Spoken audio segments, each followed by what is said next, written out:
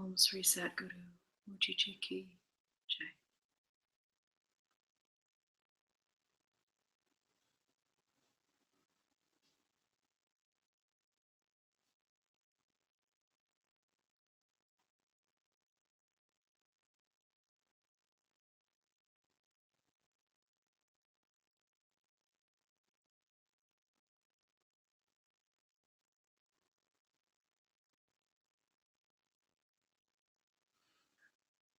Satguru Anantaji Ki Jai.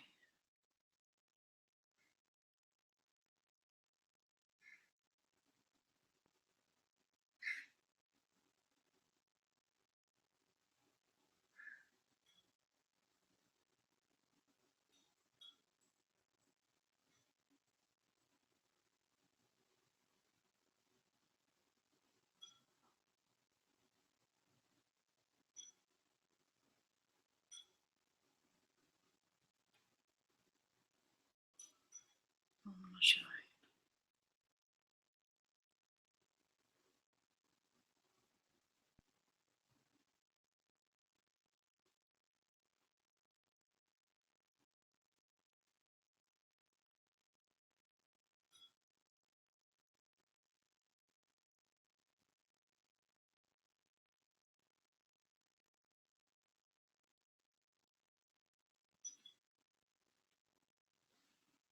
Listen to a little music first.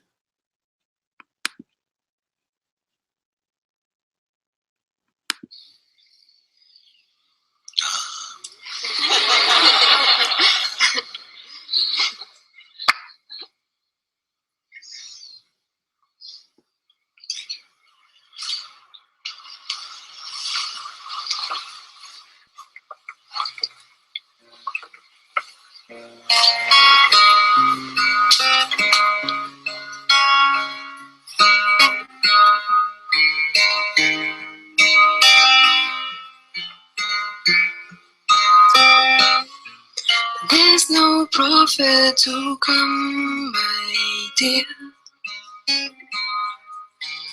He's already here. No distance to travel from here.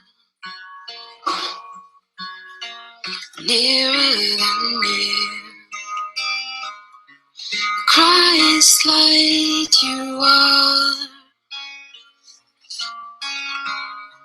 The Krishna consciousness. Shiva being you are, my dear. You are. Amen. Namah Shivaya. Hare Krishna. Amen. Namah Shivaya. Hare Krishna. There's no prophet to come, my dear. He's already here.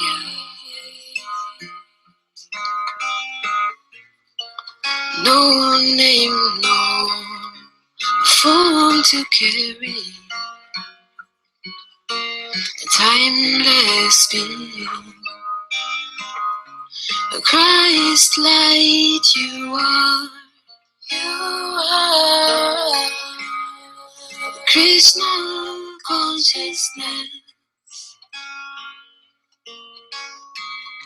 Shiva being you are, my dear.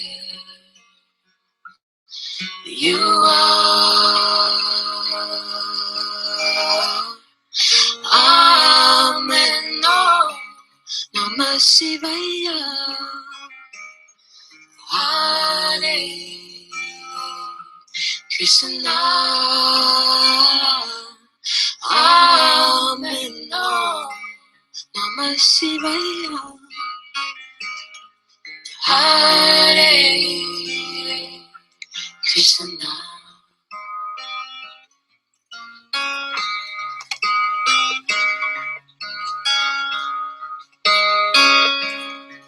Christ light you are.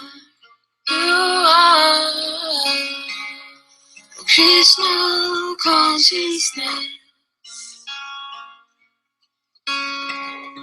Shiva being you are, my dear, you are.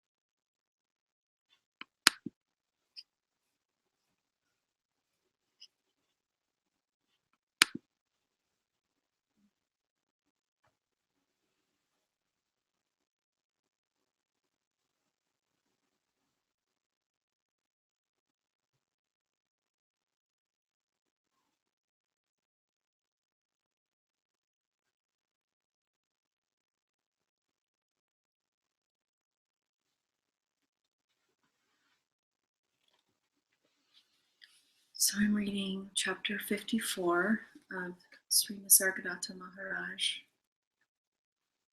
I am that. And the chapter is called Body and Mind Are Symptoms of Ignorance.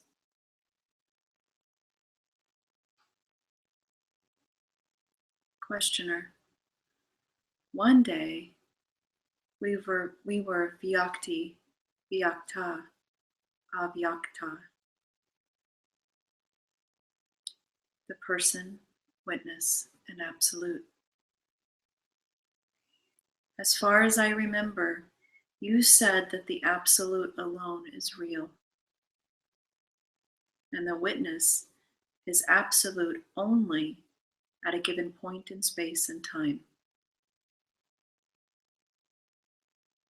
The person is the organism, gross and subtle, illuminated by the presence of the witness. I do not seem to grasp the matter clearly. Could we discuss it again? You also use the terms Mahadakash, Chidakash, and Paramakash. How are they related to person, witness, and the absolute?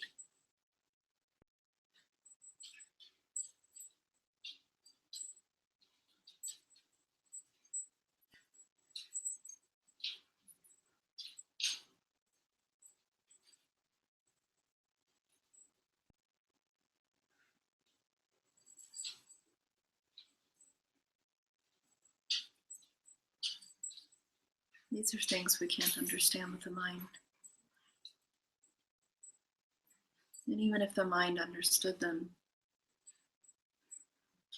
in a linear way, it would only use it to make us hard, callous. So it's just as well in a way that we don't understand it like that. Really, so many of these insights and understandings come through just the deepest relaxation. And it doesn't necessarily mean loosened muscles, but instead just being empty, being free from the preoccupation of grasping and denying. Just this allowing, which is utterly natural. And insights in this space emerge, almost like a seed in the ground that has been given space to bloom. If there's a lot around it, it might labor to bloom. And that might be what we're trying to do when we're trying to understand something in an intellectual way. But when the mind is empty, it's filled with space, naturalness, then insights just arise. No effort.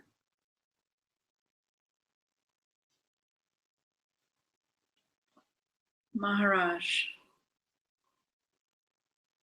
Mahadakash, I'm sure I'm not saying these words right, so I apologize for that. Mahadakash is natural, the ocean of existence, the physical space with all that can be contacted through the senses. Chidakash is the expanse of awareness, the mental space of time, perception, and cognition. Paramakash is the timeless and spaceless reality, mindless, undifferentiated, the infinite potentiality. The source and origin, the substance and the essence, both matter and consciousness, yet beyond both.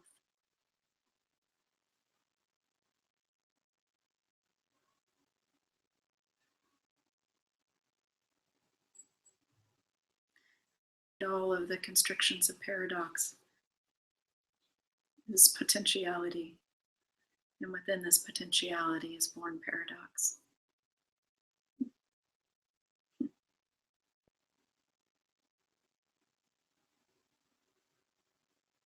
So beautiful.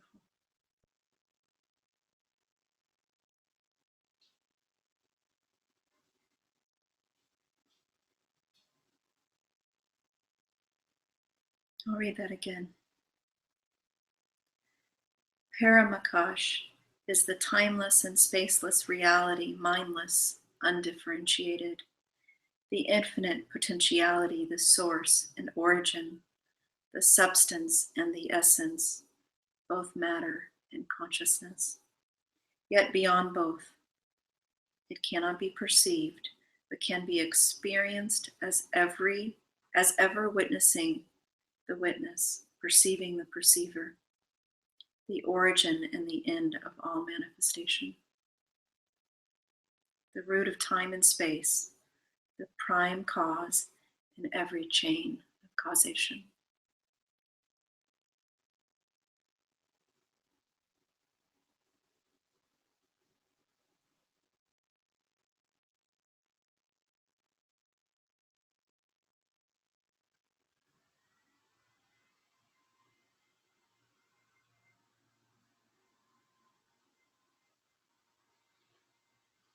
Questioner, what is the difference between vyakta and avyakta? Maharaj, there is no difference. It is like light and daylight.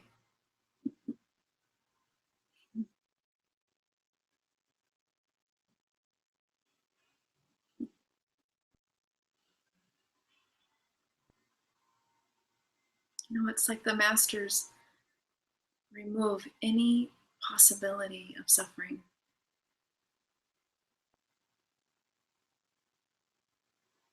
It's extraordinary.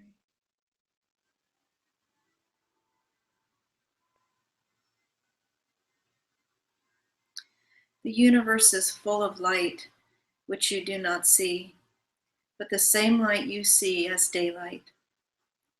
And what the daylight reveals is the vyakti.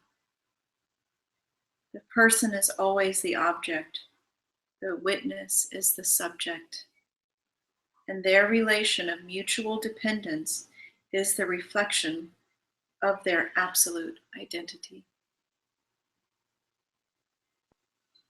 You imagine that there are distinct and separate states. They are not. They are the same consciousness at rest and in movement, each state conscious of the other. In Chit, man knows God, and God knows man. In Chit, the man shapes the world, and the world shapes man. Chit is the link, the bridge between extremes, the balancing and uniting factor in every experience. The totality of the perceived is what you call matter. The totality of all perceivers is what you call the universal mind. The identity of the two, manifesting itself as perceptibility and perceiving, harmony and intelligence, loveliness and loving, reasserts itself eternally.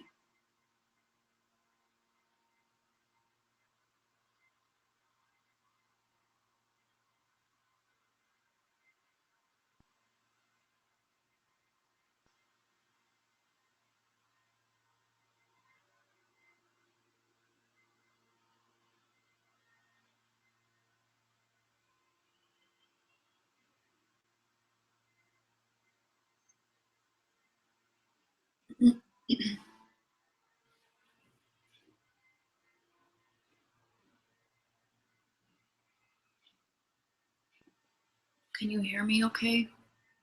There's a lawn, somebody's doing some lawn work.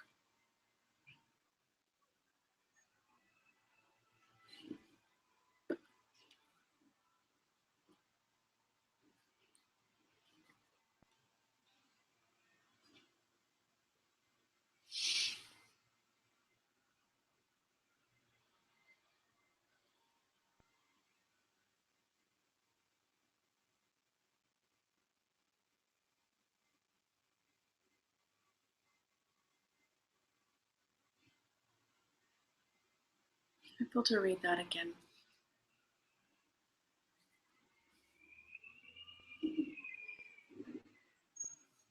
We hear no noise. Okay, it's 0%.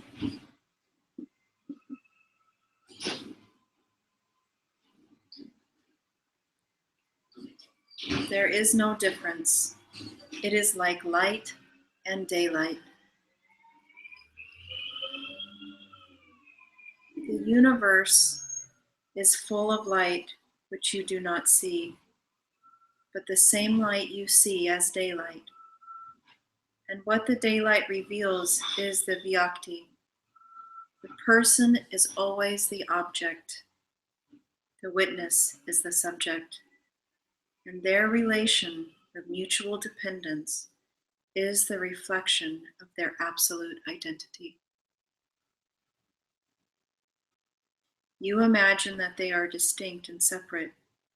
They are not. They are the same consciousness at rest and in movement. Each state conscious of the other. In Chit, man knows God and God knows man. In Chit, the man shapes the world and the world shapes man. Chit is the link, the bridge between extremes, the balancing and uniting factor in every experience. The totality of the perceived is what you call matter. The totality of all perceivers is what you call the universal mind. The identity of the two, manifesting itself as perceptibility and perceiving, harmony and intelligence, loveliness and loving, reasserts itself eternally.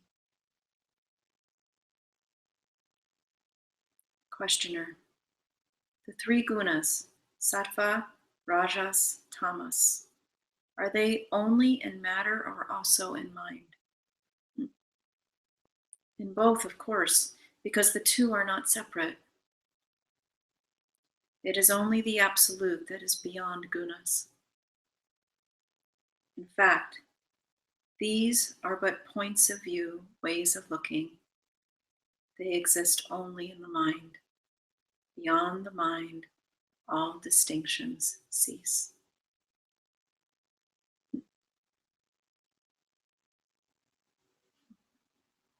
All is mind, and there is no mind.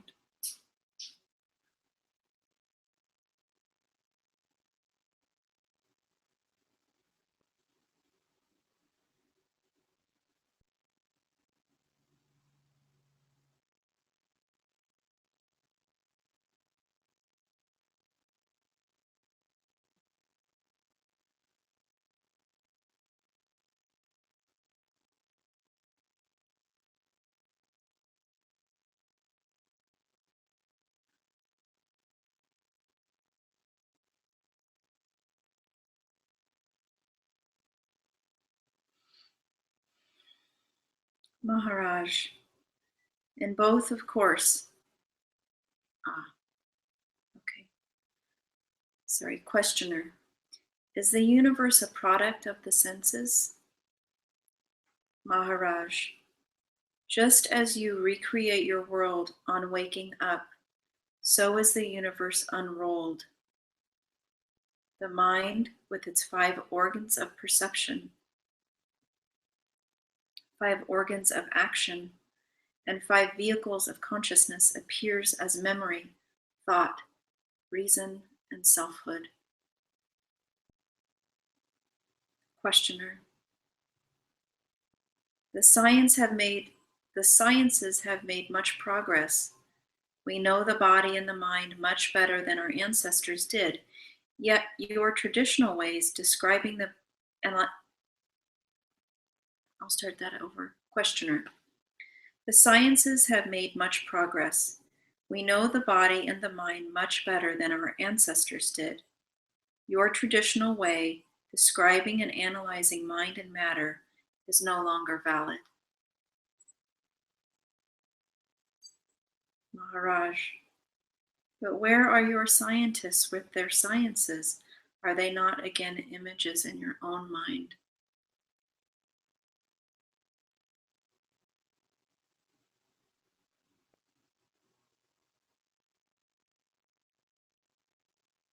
Everything that appears is in the mind.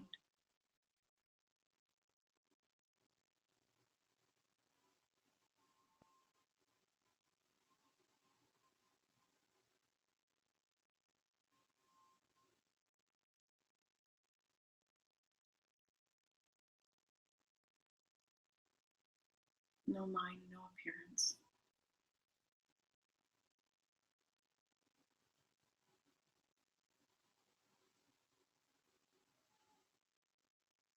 And objects will still arise.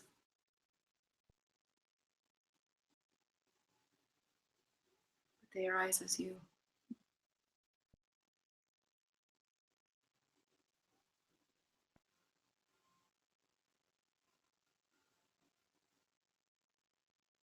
Perhaps this is what it means to love, to not see other.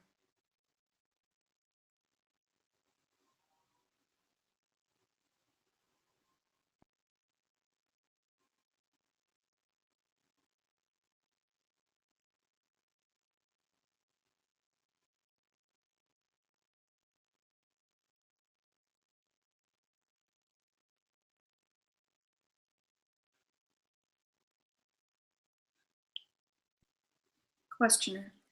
Here lies the basic difference. To me, they are not my own projections. They were before I was born and shall be there when I am dead. Maharaj, of course. Once you accept time and space as real, you will consider yourself minute and short lived. But are they real? Do they depend on you or you on them?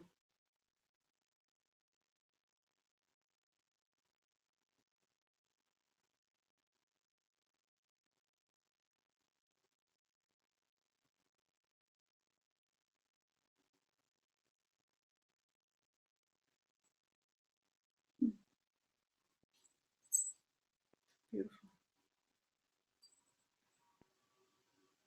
So, if time, what I perceive to be time,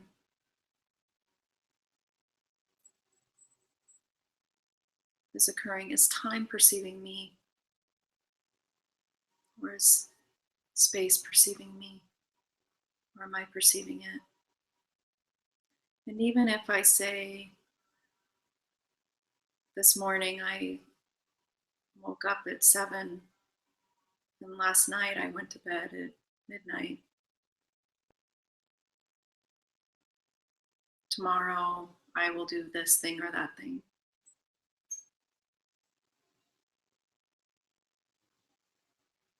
It can only be ever now.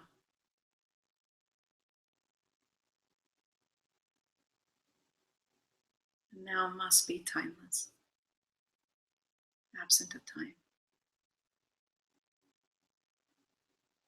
Because if now isn't absent of time, the now is being used by the mind for a gain, either to escape the past or pursue an imagining in the future.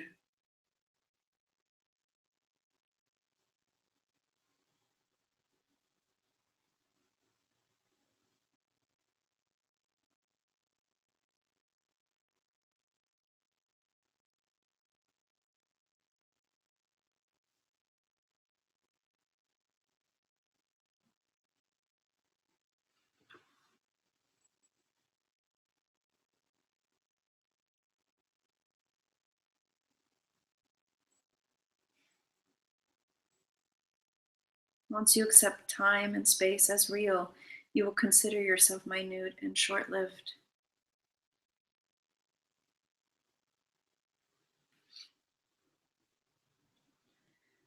But are they real?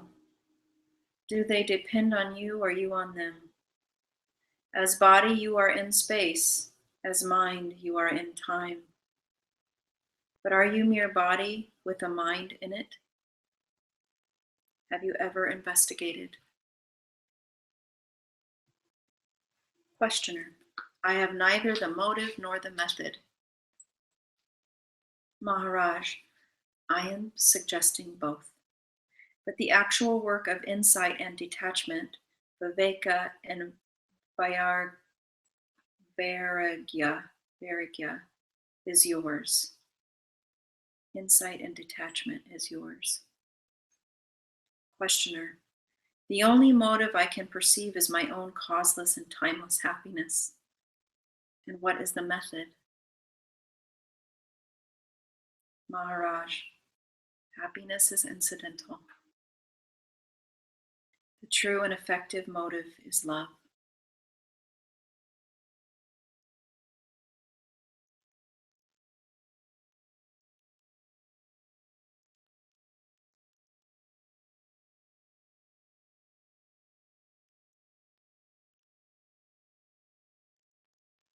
You see people suffer and you seek the best way of helping them. The answer is obvious. First, put yourself beyond the need of help. Be sure your attitude is of pure goodwill, free of expectation of any kind. Those who seek mere happiness may end up in sublime indifference, while love will never rest. As to the method, there is only one. You must come to know yourself, both what you appear to be and what you are.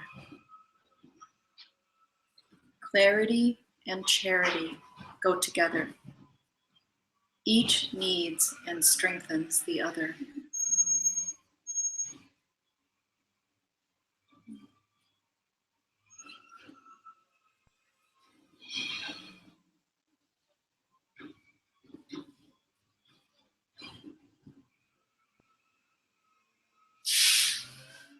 I've heard this so many times. And I remember worrying about this at the beginning. That if I let everything go, will I care about the people around me? Will I care for my family and my children? And will I still be compassionate?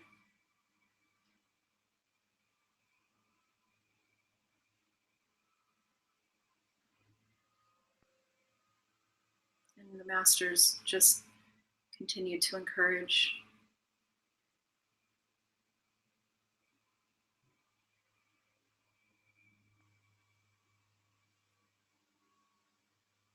And really, I can say that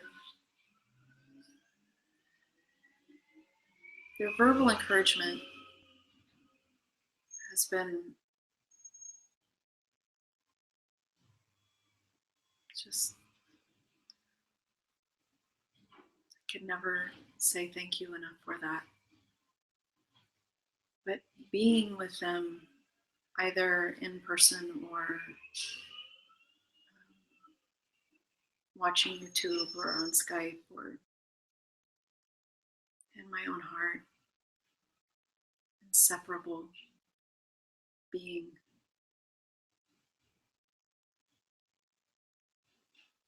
has made it so.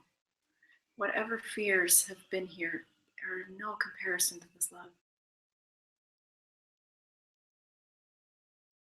And that's just grace. Who put this love here, you know? Who put the desire for freedom here?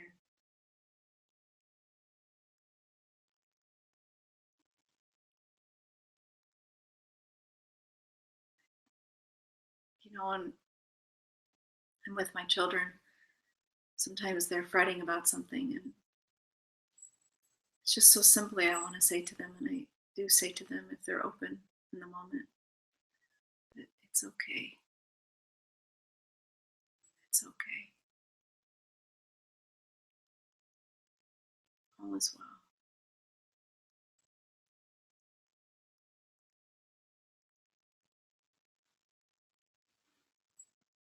And I feel as though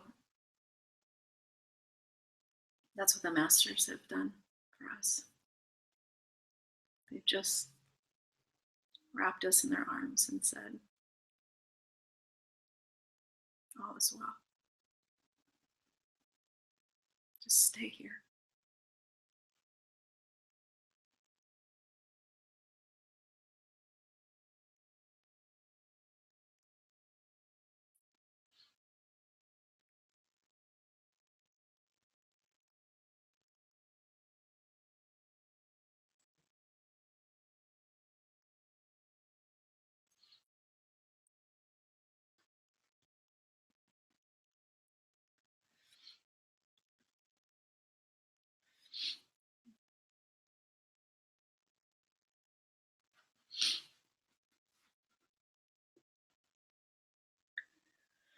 Question. Compassion implies the existence of an objective world full of avoidable sorrow. Maharaj, the world is not objective, and the sorrow of it is not avoidable. Compassion is but another word for the refusal to suffer for imaginary reasons.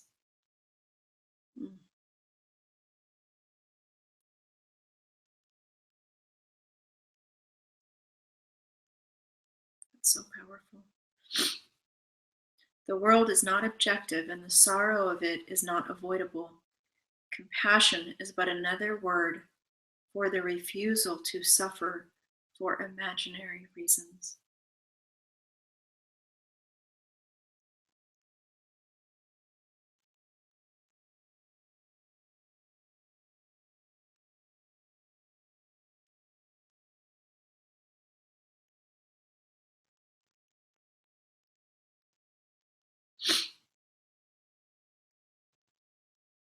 Questioner.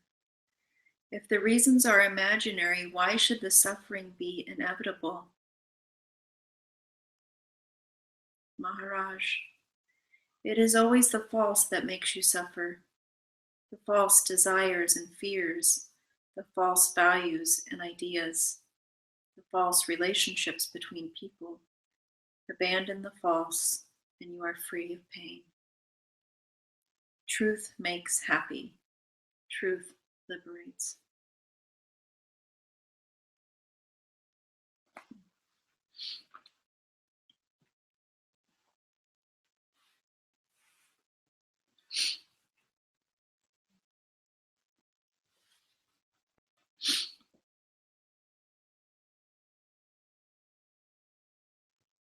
Questioner. The truth is that I am a mind imprisoned in a body, and this is a very unhappy truth. Maharaj, you are neither the body nor in the body. There is no such thing as the body. You have grievously misunderstood yourself. To understand, rightly investigate. You are neither the body nor in the body. There is no such thing as the body. You have grievously misunderstood yourself. To understand, rightly investigate.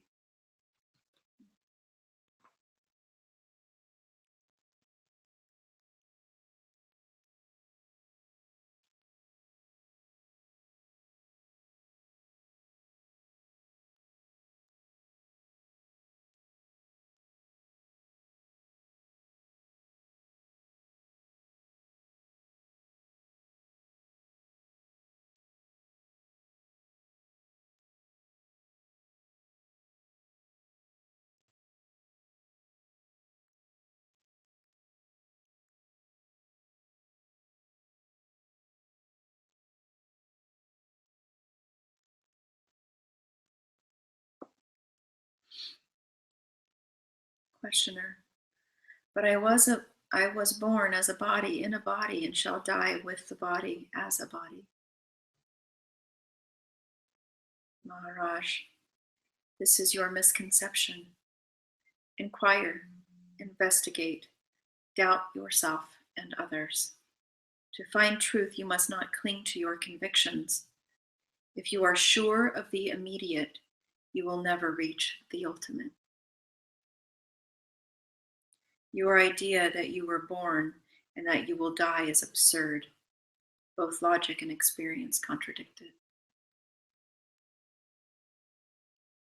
We have no evidence that we were born, that we weren't here before the body was born.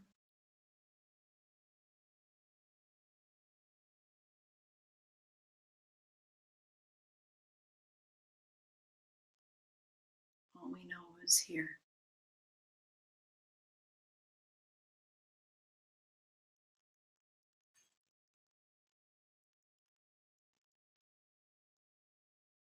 The body gives context for this I am via experience, senses.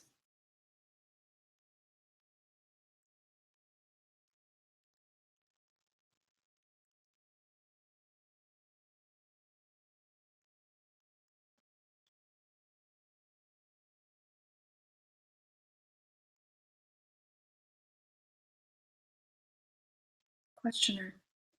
All right, I shall not insist that I am the body. You have a point here. But here and now, as I talk to you, I am in the body, obviously. The body may not be me, but it is mine. Maharaj, the entire universe contributes incessantly to your existence. Hence, the entire universe is your body. In that sense, I agree.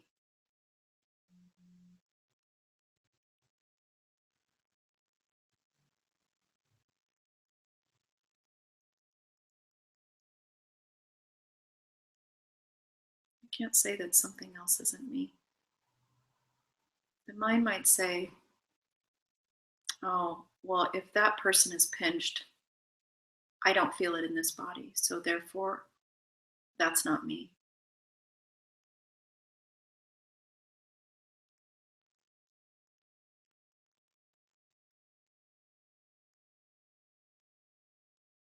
But I perceive all of it occurring.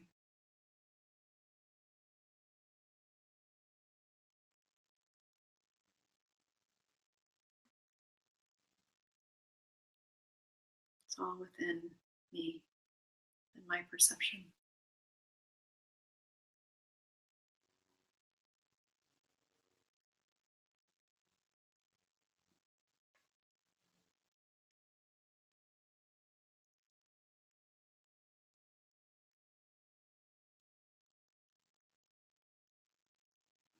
Questioner, my body influences me deeply. In more than one way, my body is my destiny, my character, my moods, the nature of my reactions, my desires and fears, inborn or acquired. They are all based on the body. A little alcohol, some drug or other, and all changes. Until the drug wears off, I become another man. Maharaj, All of this happens because you think yourself to be the body. Realize your real self, and even drugs will have no power over you.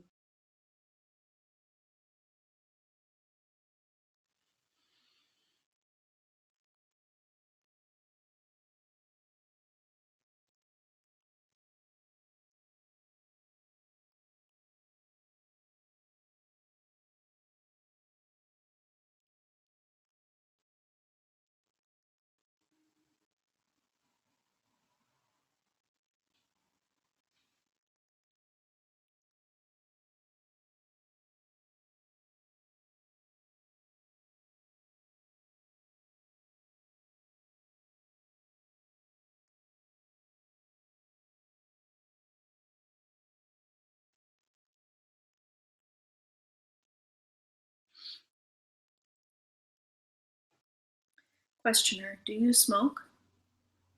Maharaj, I was born among meat-eating people, and my children eat meat. I eat very little and make no fuss. Questioner, meat eating implies killing. Maharaj, obviously, I make no claims of consistency. You think absolute consistency is possible. Prove it by example. Don't preach what you do not practice.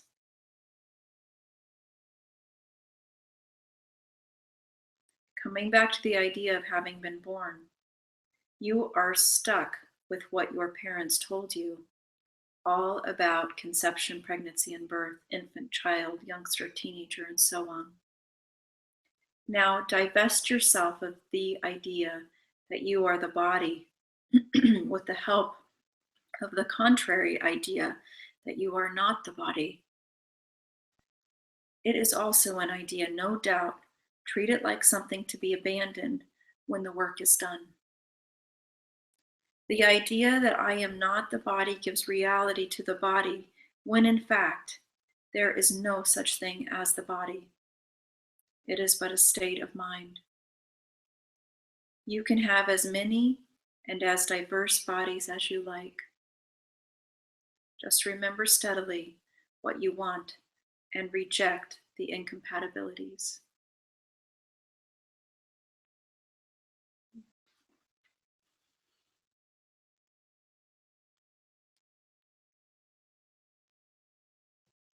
So good.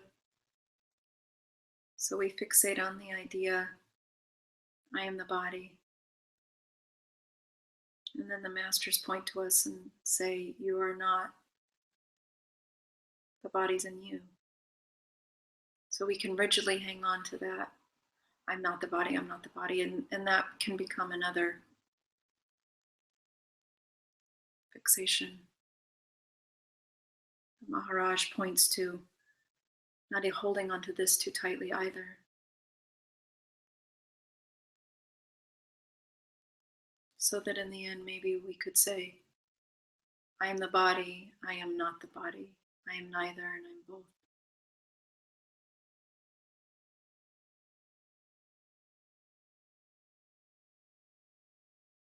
In the shape of a body, consciousness is a body. In the shape of mind, consciousness is mind. As the absolute, there's only this. No body, no mind.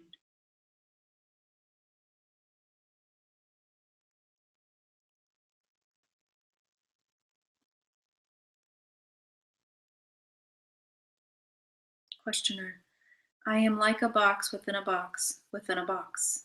The outer box acting as the body, and the one next to it as the indwelling soul. Abstract the outer box, and the next becomes the body, and the one next to it is the soul. It is an infinite series of endless openings of boxes, and the last one, the ultimate soul. Maharaj, if you have a body, you must have a soul. Here your simile of a nest of boxes applies. But here and now, through all your bodies and souls shines awareness. the pure light of Chit.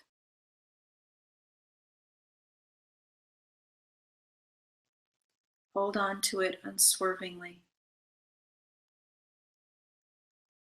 Without awareness, the body would not last a second. There is in the body a current of energy, affection, and intelligence which guides, maintains, and energizes the body. Discover that current and stay with it. You could say this current of I am. I exist. What can't be thrown away?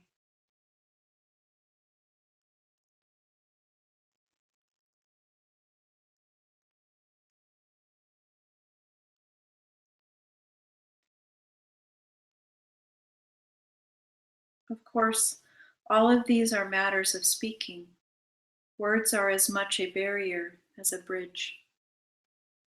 Find the spark of life that weaves the tissues of your body and be with it. It is the only reality the body has.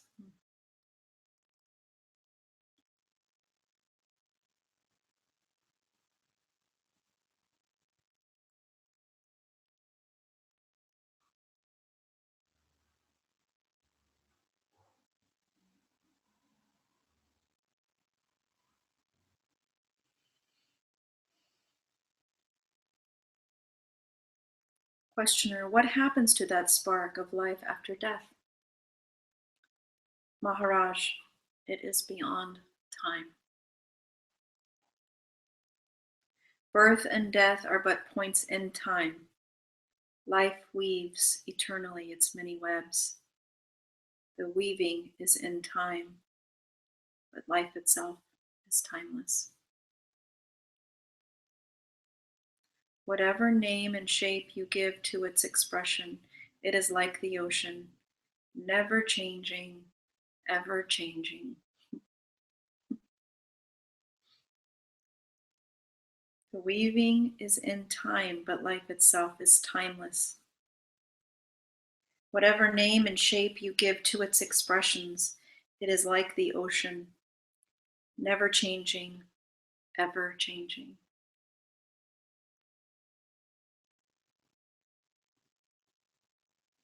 Questioner. All you say sounds beautifully convincing, yet my feeling of being just a person in a world strange and alien, often inimical and dangerous, does not cease.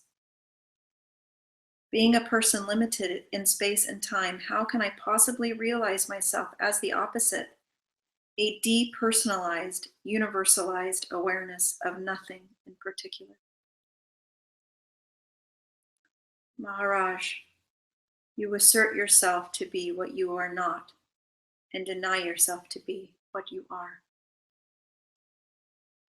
You omit the element of pure cognition, of awareness, free from all personal distortions. Unless you admit the reality of Chit, you will never know yourself.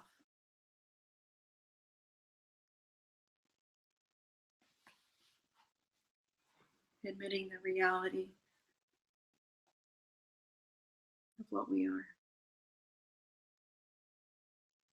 When we allow ourselves to be preoccupied with sensations and emotions and thoughts, beliefs, conditions, then we're refusing the reality, this untouchable reality of what we are. And it doesn't mean that when we admit the reality of what we are, that these things, that they don't appear any longer. They can appear, but they don't have anyone in them.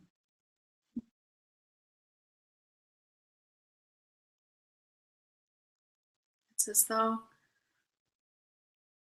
the Absolute fills everything in with itself. And it's, of course, always this way already.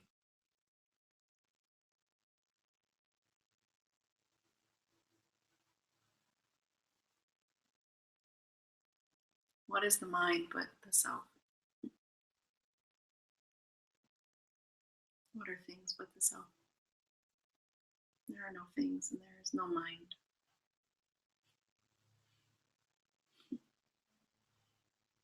Joy.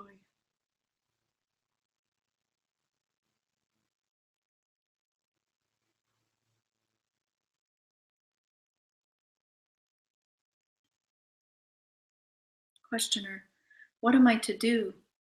I do not see myself as you see me. Maybe you are right and I am wrong. But how can I cease to be what I feel I am?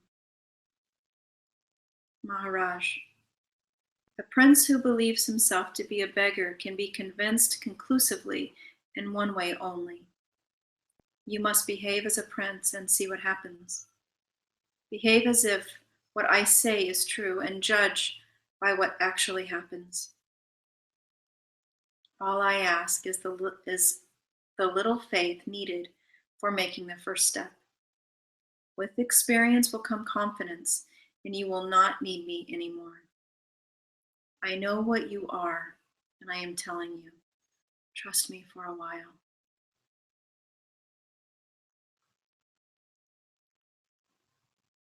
Questioner, to be here and now, I need my body and its senses. To understand, I need a mind.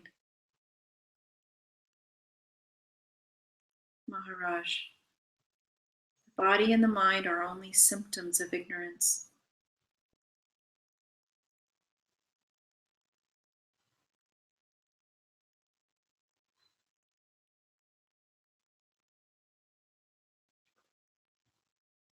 The body and mind are only symptoms of ignorance, of misapprehension.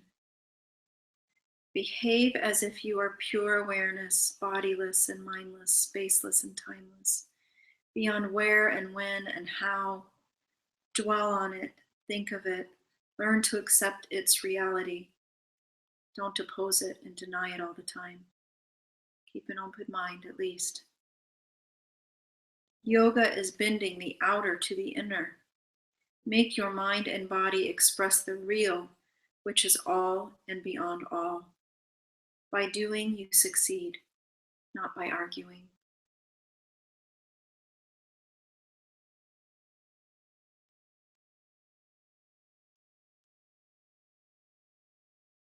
Questioner, kindly allow me to come back to my first question. How does the error of being a person originate? Maharaj, the absolute precedes time. Awareness comes first.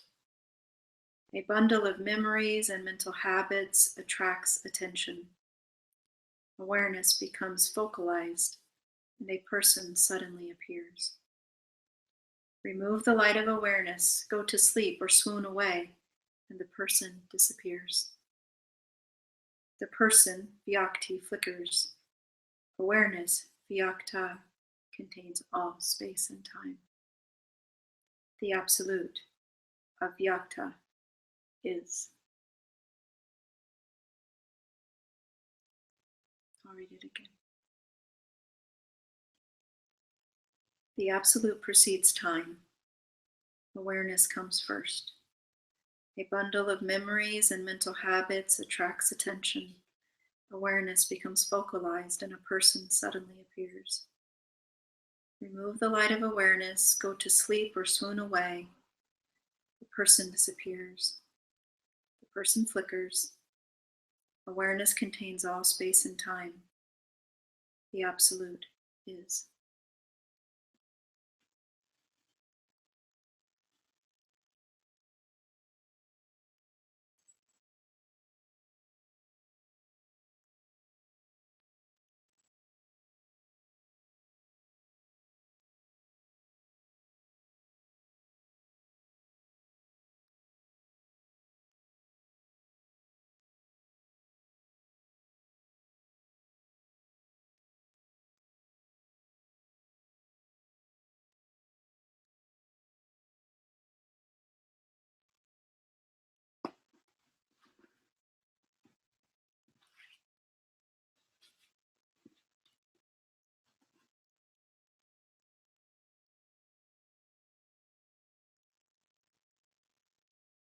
Sadhguru Sri Mujiji Ki Jai. Sadhguru Anantaji Ki Jai. Nisargadatta Maharaj Ki